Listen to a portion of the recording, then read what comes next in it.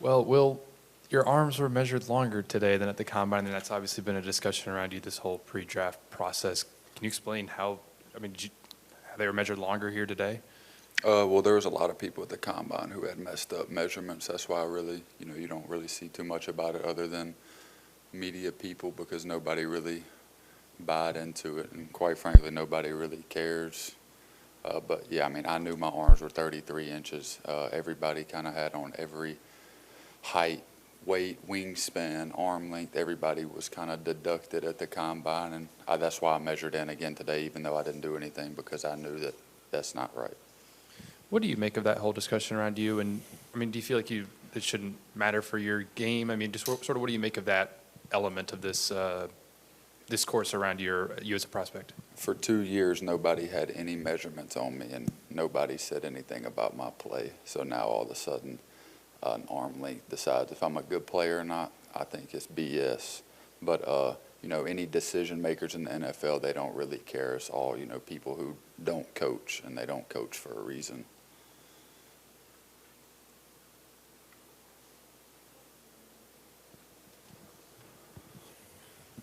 Oh, Will, ever since you the season ended and you declared for the draft, just what has this whole journey been like for you, getting prepared for these upcoming days in preparation for April?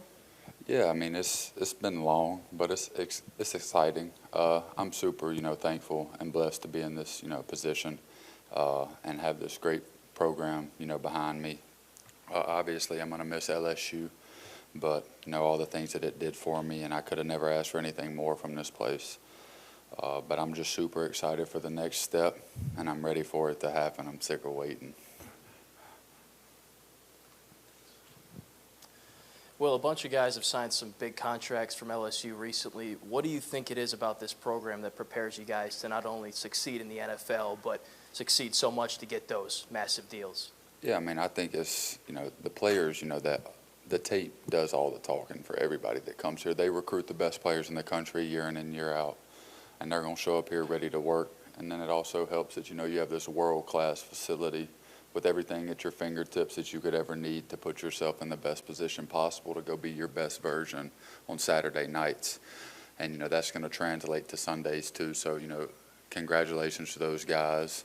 They deserve it. Probably could have got more, honestly. They do so much. I'm just super excited for them.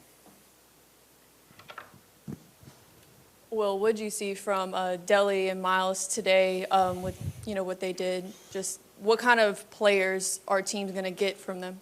Yeah, they did a great job today. Not even just those two guys like Josh Williams, Mason Taylor, Greg Penn, all those guys, came out and, did their thing today. And I was just super excited for them. They all worked so hard, and they all deserve everything that's coming their way.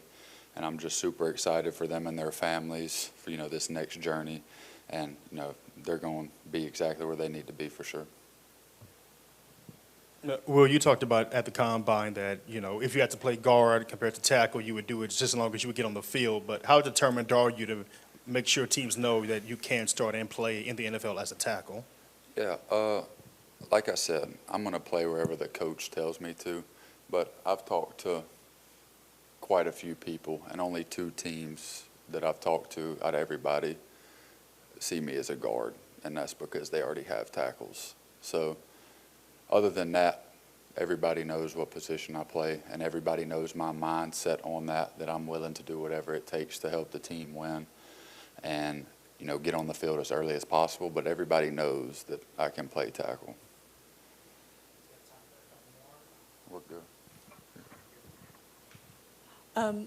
What kind of mark do you hope to have left on LSU and the program and the culture and just Louisiana football, being a Louisiana native yourself? Yeah, the biggest thing for me was, come in and leave it better than I found it, in the O-line room. That's something that me and Coach Davis talked about through my recruiting process, and I feel like I did a good job of that, trying to show these guys that are in the room right now the right way to go about their business on and off the field, the way to, take care of themselves, the way to approach academics, and really just try to set the best example that I could and build a foundation for Coach Kelly's vision and, his program. And, I'm just, like I said earlier, I'm just super grateful for this place. I dreamed of coming here, dreamed of wearing that purple and gold on Saturday night. And, you know, it's done so much for me and my family. And, you know, I'll never be able to put into words what this place means to me.